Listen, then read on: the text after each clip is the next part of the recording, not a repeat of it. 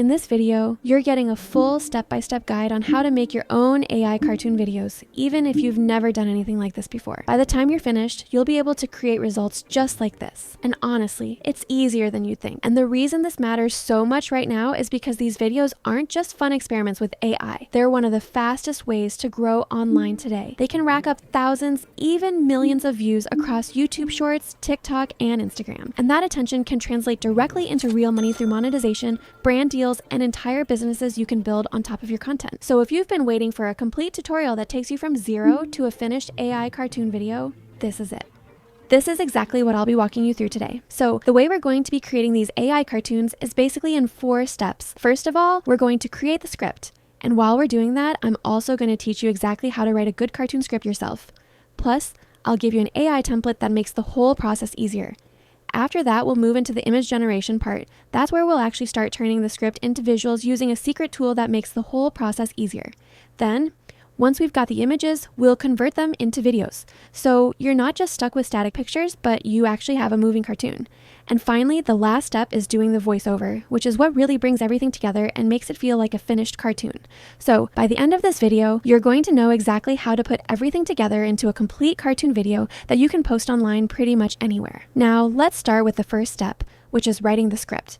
To write a good cartoon script, we need a couple of key things in it. First, we need a hero, so someone the audience will be rooting for. Then we need a villain, someone the hero is going to defeat. And then finally, we need it to be a super simple, easy to follow story that just progresses naturally toward the hero finally doing something great and succeeding at whatever he set out to do. And the best way to script that is in scenes, because when we break it into scenes, it gives us a really nice foundation to create the images for each scene and then later to actually put them together into a video. So for that exact thing, I made this ChatGPT template right here. It's really simple, but it includes everything you need to make a story work.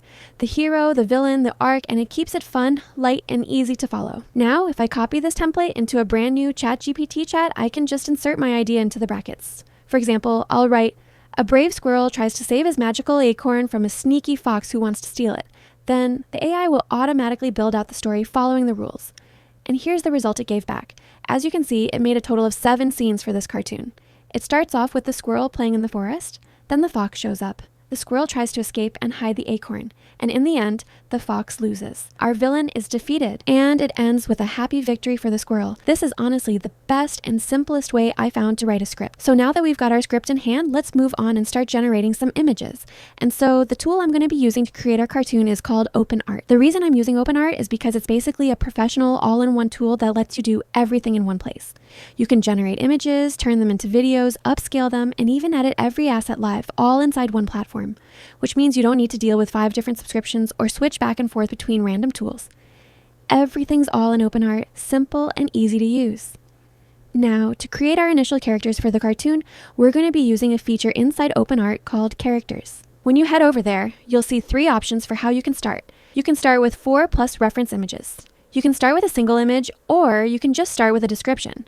If you already have something in mind for what your character looks like, then you probably want to use one of the first 2 options. But I don't have an image ready, so I'm going to use the Start with Description feature. When you open that up, you'll see a UI where you can give your character a name, write a description, and choose a style.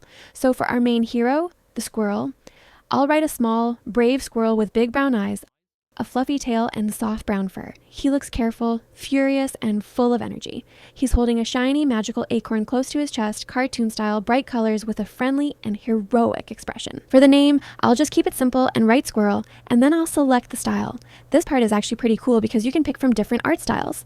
For this one, I'll go with Pixar style since that's closest to what I have in mind. Then I just hit create and OpenArt generates a few previews. As you can see, the results look really good, exactly how I imagined. I like all 3 of them, but I think the one on the left is the best fit, so I'll select that and lock in my character. Now, one really powerful thing about OpenArt is that it keeps your characters consistent. You can even generate 2 different characters and then put them into the same image together, which is something most other tools struggle with. So I'll let the squirrel finish generating in the background, and let's go ahead and create our second character, the fox.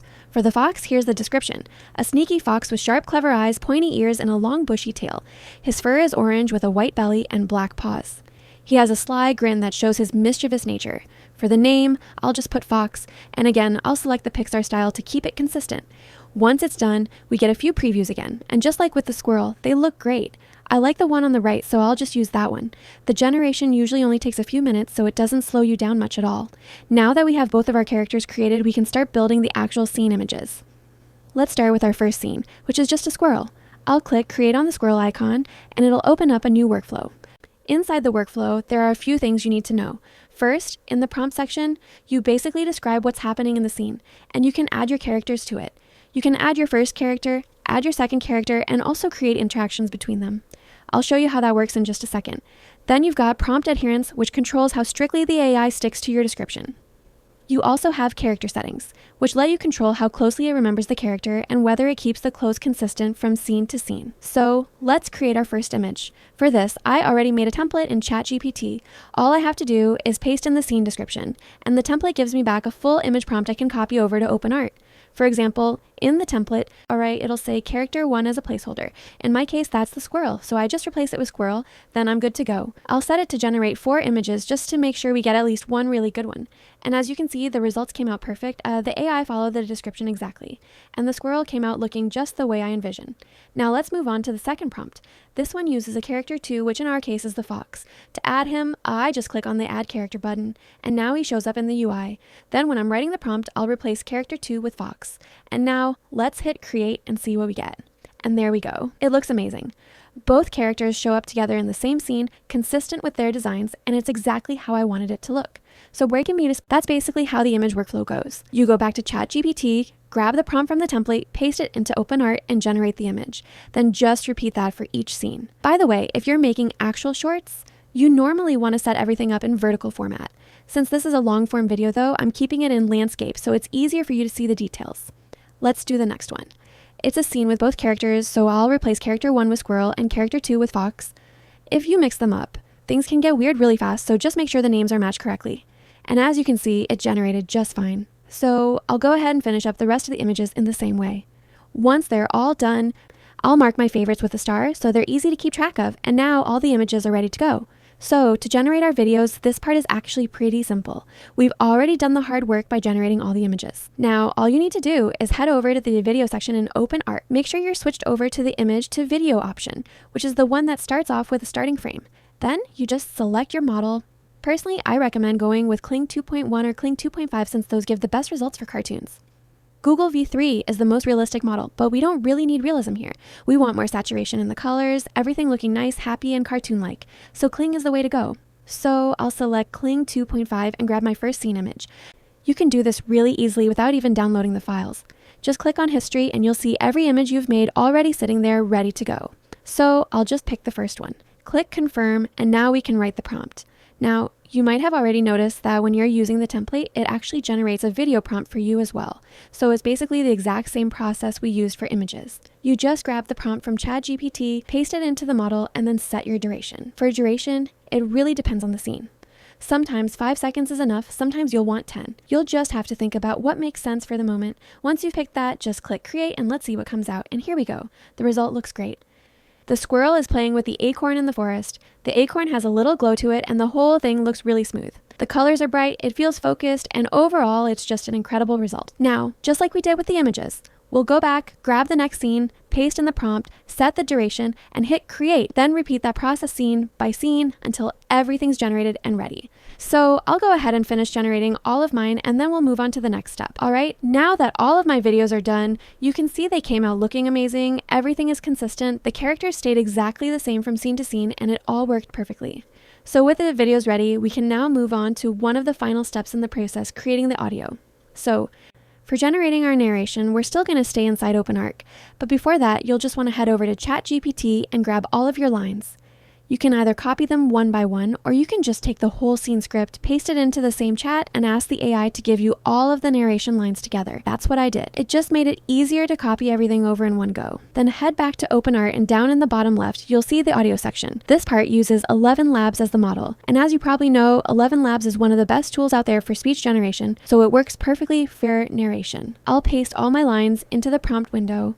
You can also do it one line at a time if you prefer, but honestly, I think it's just easier to generate everything at once and then cut it up later in your editing tool if something doesn't line up perfectly with the scene. As long as you end each sentence cleanly, the AI will leave enough of a pause for you to move the lines around without any problem. Now comes the fun part, picking your voice.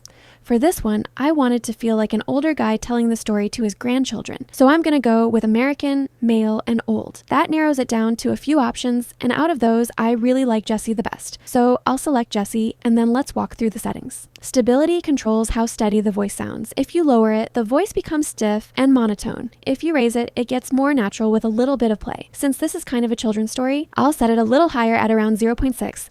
Similarity boost determines how closely the AI sticks to the original voice, so I'll just leave that at 0.5. Then there's style exaggeration. This makes the voice more animated or dramatic, but I don't really want that for this story, so I'll keep it very low at 0.1. Finally, the speed. By default, it's set at 1, but I'm going to slow it down just a little to 0.9 so it feels more like storytelling. Once all that's set, I'll click Create. This is Sammy the squirrel. He has a very special acorn full of magic and sparkle. And as you can hear, the result sounds really good. It's exactly the type of narration I had in mind. Plus, the pacing naturally leaves just enough space so that if needed, I can cut it up and move lines around in editing without it sounding weird. So I'll hit the download button, and now we've got all of our assets ready to go. Next, I'll head over to my video editor of choice, which for me is CapCut. I'll open a new project, drag in all my assets, and start lining them up. I'll put the videos in the right order, add in the generated narration, and sync everything up. And with that, everything is done. I'll export the final video, and let's take a look. This is Sammy the squirrel. He has a very special acorn full of magic and sparkle. But look, the sneaky fox wants to steal Sammy's magical acorn. The fox creeps closer, but Sammy is ready to protect his treasure. Zoom! Sammy runs as fast as he can with the fox chasing right behind. Sammy is clever. He hides the acorn up high where the fox cannot reach. Oh no, the fox falls into the bushes. Sammy's magical acorn is safe at last. Sammy the brave squirrel saved his magical acorn and the forest is happy again. The result looks very, very good. The video generation came out amazing and the characters stayed consistent across all the scenes, which is something a lot of people skip and it ends up ruining the immersion here. It really holds together. So overall, I'd say this is a very strong result. So now you know how to take an idea straight out of your head and turn it into a finished cartoon ready to post online. And the cool part is you can use this to start growing really fast, whether you're posting YouTube shorts, TikToks, or any other kind of short form content. And what makes this whole process even better is that we did all of it inside OpenArt with no need of switching multiple subscriptions or dealing with login everywhere. Everything you need is right there in one place, which just makes the whole workflow smoother and a lot more fun. So if you want to start creating your own cartoons or any kind of AI content, go ahead and start using OpenArt with the link down in the description. Thanks for watching and I'll see you in the next one.